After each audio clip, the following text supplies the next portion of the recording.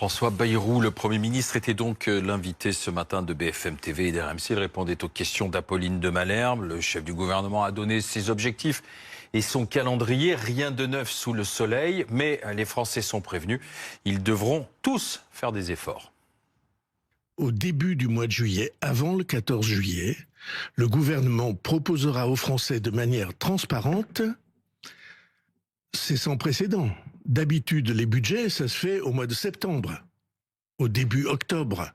C'est là que le Parlement fait sa rentrée et qu'on rencontre les débats habituels sur le budget.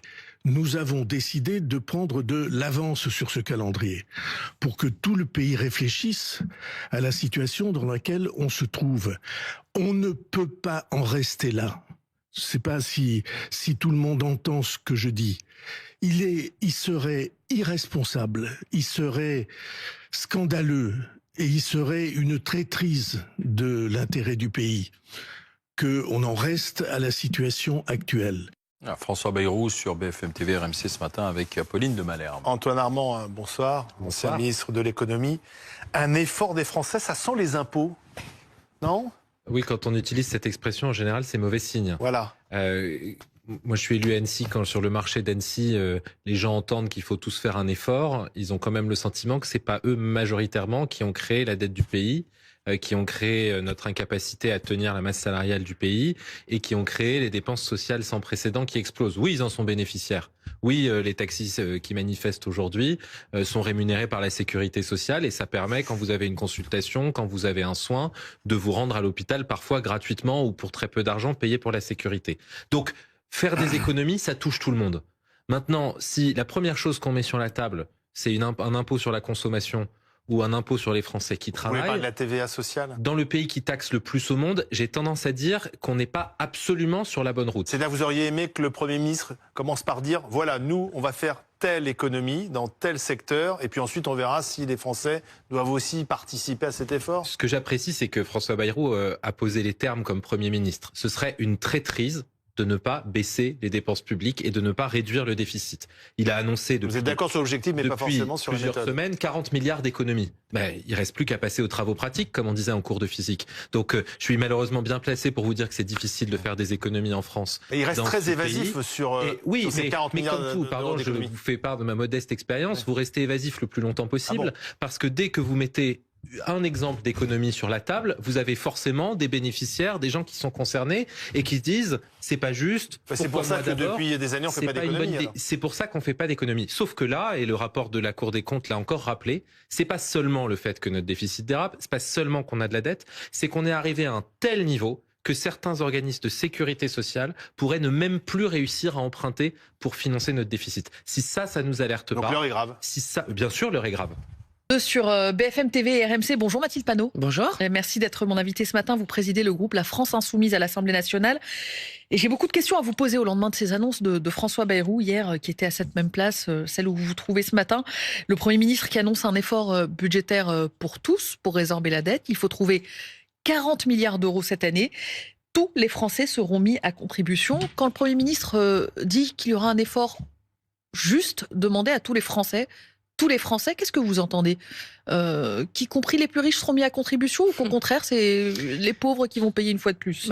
On continue avec une politique d'Emmanuel Macron qui reste définitivement le président des riches. Et là, François Bayrou est en train de tenter un coup de force. Je veux qu'on comprenne le problème démocratique et à quel point Bayrou est illégitime pour faire cela. Il tente un coup de force pour imposer la politique la plus austéritaire que nous ayons jamais vue dans ce pays depuis au moins 25 ans. Or, il se trouve qu'en juin et en juillet dernier, les Français et les Françaises ont massivement voté contre cette politique. Et donc, vous avez François Bayrou qui veut continuer à faire payer au peuple les cadeaux qui ont été faits aux plus riches et aux multinationales. Et c'est insupportable. Vous avez donc un Premier ministre, M. François Bayrou, qui se dit chrétien démocrate. Alors chrétien, je ne sais pas, mais démocrate, certainement pas. Quand il dit un effort le plus juste demandé à tous les Français, moi ce que j'entends c'est petit effort pour les petits, gros effort pour les gros. Et vraisemblablement, ce n'est pas ce que vous avez entendu. Mais c'est pas du tout surtout ce qu'ils ont fait lors du budget dernier. Oui. Lors du budget dernier, nous avions réussi à faire adopter des amendements à la majorité. Ces amendements notamment portaient sur ce qu'on appelle la taxe Zuckman, le fait de taxer à hauteur de 2% le patrimoine des ultra-riches, qui rapporte 13 milliards dans les caisses de l'État. Où nous avions aussi fait adopter une autre taxe qui permet de faire payer réellement les dividendes, les profits qui ont été sur le chiffre d'affaires qui ont été réalisés en France sur les grandes entreprises. Ce qui semble normal lorsque vous faites un chiffre d'affaires dans un pays que vous payez les impôts qui correspondent. Ces deux mesures rapportaient 40 milliards d'euros. Elles ont été votées par l'Assemblée nationale et pourtant par 49.3, par passage en force, ils ont enlevé ces amendements et donc ces recettes supplémentaires pour l'État. Sur la taxe Zuckman, du nom de l'économiste Gabriel Zuckman, économiste français, elle sera examinée bientôt au Sénat. Vous, encore une fois, je reste sur ma question, Mathilde Panot, vous n'avez pas entendu dans ce que dit le Premier ministre une ouverture, y compris pour demander des efforts aux plus aisés. Quand il dit tous les Français, sans exclusive, vous n'entendez pas justement les grandes entreprises, les Français qui ont le plus de patrimoine. Vous ne vous dites pas, il y a peut-être une opportunité pour que ce que vous avez voté dans le cadre de niche parlementaire soit repris au moment du budget. À aucun moment vous ne percevez si le niveau de prélèvement dans ce pays était resté au même niveau qu'en 2017, quand Emmanuel Macron est arrivé à la présidence de la République. Nous serions, en ce moment, sous les 3% de déficit. Donc, ce qu'a fait Emmanuel Macron avec sa politique pour les riches et pour les plus grandes multinationales, c'est d'appauvrir l'État et donc, derrière, de demander aux gens de payer pour ces cadeaux qui ont été faits aux plus riches. Donc, il continue avec cela. Et je vais vous dire, quand vous avez un Premier ministre qui parle de TVA sociale, qui est en fait une TVA antisociale, pour changer et modifier la manière dont est financée aujourd'hui la sécurité sociale, c'est absolument scandaleux. Parce que ça veut dire que, alors qu'il y a déjà un Français sur 3 dans ce pays qui dit qu'il rate régulièrement des repas pour notamment que leurs enfants puissent manger. Quand vous avez un nombre record d'enfants à la rue dans ce pays, dans la 7e puissance économique au monde, ça suffit qu'on propose toujours un horizon de malheur aux gens. On peut faire autrement dans ce pays et c'est ce que nous portons, notamment en faisant contribuer ceux qui aujourd'hui ne participent plus à la solidarité nationale. Mathilde Panot, j'y reviendrai à la TVA sociale. Pour rester sur les pistes d'économie, vous défendez-vous des augmentations de recettes, ce que j'ai entendu, avec la taxe Zuckman, avec une taxe sur les multinationales. Est-ce qu'il y a des économies à faire aujourd'hui qui rapporteraient suffisamment à l'État pour rentrer dans les clous ? Je pense que nous avons des riches qui nous coûtent extrêmement cher. Je pense que nous avons des aides aux grandes entreprises qui, en fait, ne servent que directement à payer des dividendes aux actionnaires. Vous avez, par exemple, sur les dividendes, l'argent versé depuis 2017 qui a été multiplié par 2, quand les 500 plus grandes fortunes de ce pays ont vu, elles aussi, depuis 2017, leur fortune être multipliée par 2, pendant que le reste de la population est en train de s'appauvrir massivement. Donc, par exemple, conditionner les aides publiques au fait qu'on maintienne l'emploi. Vous avez vu qu'il y a un nombre faramineux de personnes, de plans de licenciement avec des nombres de personnes. Ce n'est pas une économie, c'est du donnant-donnant. Ah bah non, c'est pas du donnant. Vous donnez de l'argent public, ça se retrouve directement dans les dividendes et en plus, il licencie, voire il délocalise. Donc excusez-moi, c'est pas du donnant-donnant, ça s'appelle mettre dans un trou. Un trou noir qui directement va aux actionnaires. Vous n'avez aucune certitude si la fiscalité sur les entreprises augmente prochainement, que ce soit pioché dans la caisse dividende et pas pioché dans la caisse investissement, maintien de l'emploi.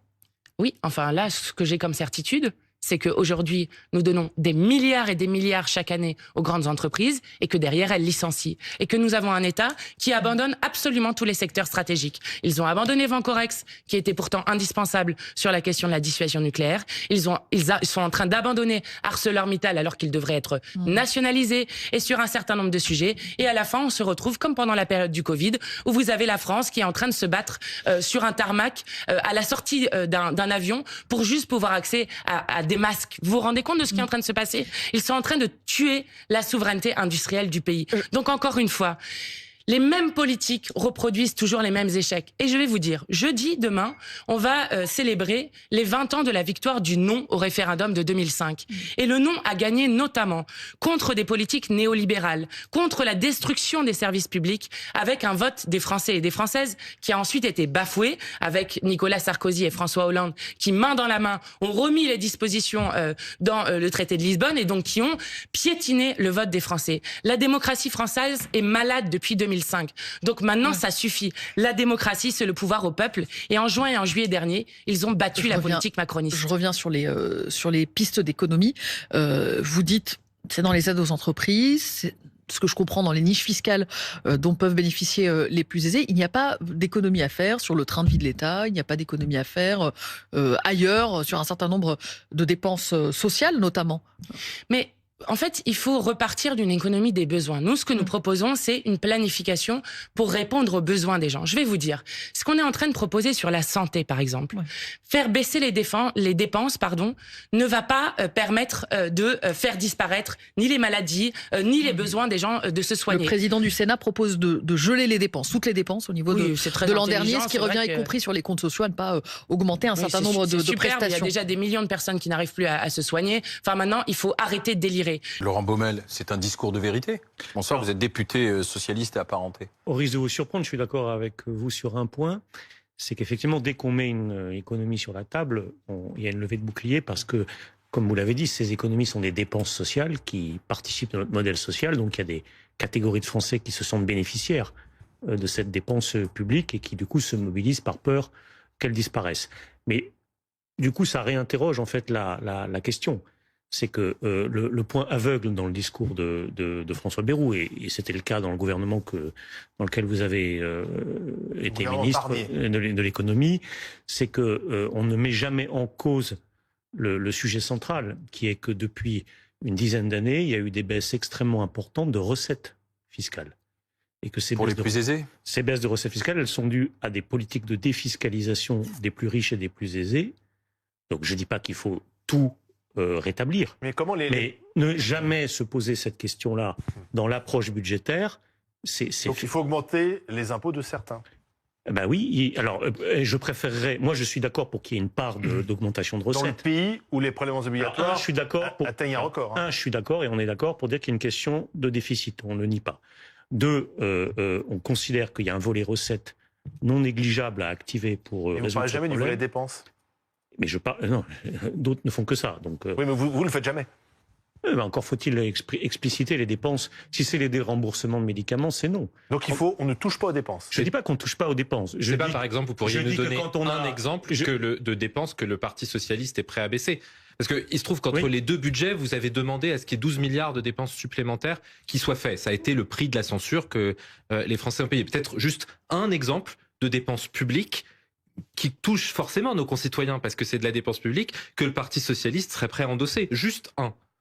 Il y a des dépenses fiscales, par exemple, c'est de la dépense publique. Non, les dépenses fiscales, ça veut dire que vous voulez augmenter les impôts. C'est-à-dire que vous voulez réduire les réductions d'impôts. Juste une dépense sociale, de santé, dans la masse salariale de l'État. Une seule. C'est-à-dire que si vous reveniez au pouvoir, il n'y aurait pas de baisse de dépenses. Je dis pas ça. Je dis que avant de considérer des baisses de dépenses qui sont toutes douloureuses et toutes compliquées, on pourrait peut-être aussi s'interroger sur les 60 milliards de baisse de recettes qui ont été consenties chaque année. Oui, mais... Et là, on a fait des propositions. Par exemple, on a voté dans la niche parlementaire des écologistes la taxe Zuckman, qui est une petite taxe sur le patrimoine, qui pourrait ramener 10 à 12 milliards d'euros par an dans le budget de l'État. Ce serait déjà un premier effort. Qui permettrait de ne pas se poser certaines questions. Chers collègues, on est le pays qui taxe le plus au monde et qui dépense le plus au monde.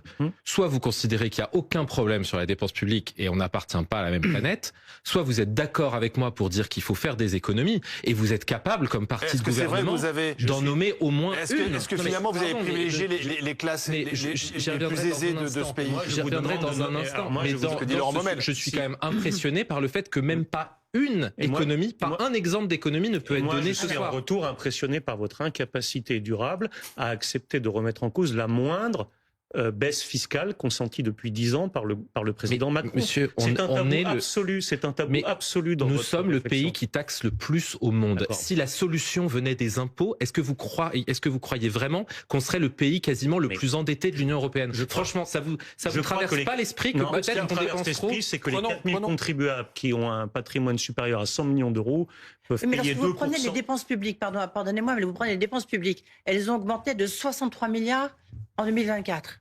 On se dit quand même, alors qu'on savait déjà que la situation, elle était très difficile. Aujourd'hui, on dit qu'elle est hors de contrôle, mais on savait déjà que la situation des finances publiques de la France était très difficile. Donc, on se dit, mais pourquoi on continue à dépenser toujours autant? De l'argent qu'on n'a pas. L'argent qu'on n'a pas, il a insisté dessus, le Premier ministre. On dépense 10% de plus. C'est ce qu'il a dit. C'est vrai, 10%. Pardon, mais vous avez la réponse sur ce plateau, parce que vous avez la moitié de l'hémicycle qui refuse de même évoquer une Pardon, économie. mais Antoine Armand, vous étiez aux affaires. Excusez-moi. Je suis bien placé Attendez, pour vous le dire. Emmanuel Macron est président depuis 8 ans. Vous avez été député de la majorité. Vous êtes même ministre de l'économie. Donc c'est difficile aujourd'hui de faire procès de la gauche. Mais attendez, c'est votre bilan. Là, on est en train de parler de votre bilan. Antoine Léaumont, le retour possible de la TVA sociale pour redonner de la valeur au travail et faire augmenter le salaire net. Bon, déjà, ça n'existe pas. Il y a du positif? Non. Déjà, ça n'existe pas, la TVA sociale. La TVA, c'est l'impôt qui est le plus injuste, puisque tous les Français le payent au même niveau. Et ensuite, quand on parle de faire des efforts à tous les Français, pardon, mais il y en a qui sont oubliés par M. Bayrou. Les plus riches de notre pays, ceux qui ont un impôt qui est dégressif, quand on arrive dans les tranches les plus riches de la population. Ceux-là, ils leur demandent aucun effort. En réalité, c'est même... Ah si, alors il a évoqué l'idée d'imposer justement davantage les plus hauts revenus. C'est précisément pour faire en sorte qu'on n'impose pas davantage les plus hauts revenus que M. Bayrou dit qu'il veut faire reposer l'effort sur tous les Français avec la TVA. Il faut savoir que les 10% les plus pauvres, ils envoient 20% de leurs revenus dans la TVA, tandis que les 10% les plus riches, ils sont qu'à 10% de leurs revenus dans la TVA. Voilà pourquoi M. Bayrou veut mettre en place cette TVA prétendument sociale. Parce qu'il sait très bien que quand on fait ça, eh bien ceux qui payent le plus l'impôt, ce sont les plus pauvres et les classes moyennes. Ensuite, j'entendais Madame Blin parler du modèle social. Pardon, mais quand on est député de la République française, payer une fortune, eh ben on pourrait peut-être commencer nous-mêmes par faire des efforts. Madame Blin, moi j'y suis prêt en tout cas à faire des efforts sur le salaire des députés. Moi aussi on est payé cher. Aussi on est payé cher. Vous renoncez à vos indemnités, donc faites-le. On veut faire des efforts. Eh bien moi j'y suis prêt. Et d'ailleurs c'est ce que propose Jean-Luc Mélenchon avec. Vous êtes prêt à faire quel genre d'effort? Alors allez jusqu'au bout. Eh bien moi je vous le dis, nous on est pour mettre en place un impôt qui, pour tous ceux qui gagnent moins de 4 000 euros par mois, ferait payer moins d'impôts, mais pour tous ceux qui gagnent plus de 4 000 euros par mois, paieraient davantage d'impôts. Comment faisons-nous cela? On a déjà une fiscalité confiscatoire. Si vous voulez bien. Non, on n'a pas une fiscalité confiscatoire. Ah si, on a des services le publics. taux de prélèvement obligatoire le plus important. Oui, mais ça, du monde. Vos amis bolivariens ne viennent pas faire. Excusez-moi, vous faites toujours la même chose. Vous avez dit que la TVA c'est injuste. Mais attendez, c'est un débat aussi. Alors attendez, tu viens de réagir. Je voudrais répondre jusqu'au bout. À quoi servent les impôts? À payer précisément un modèle social, c'est-à-dire la sécurité sociale, c'est-à-dire la retraite des personnes qui ont la chance de pouvoir être à la retraite désormais, et payer un certain nombre de choses comme l'éducation gratuite par exemple. Veut-on renoncer à cela? C'est ça que vous nous proposez de faire quand vous dites qu'il faut faire des économies? À quoi exactement dites-vous qu'il faut renoncer? Moi, je suis en train de vous dire. Les priorités de l'État, oui. On a un modèle. Remettre l'État sur le domaine régalien. Tout à fait, mettre l'État sur les modèles régaliens.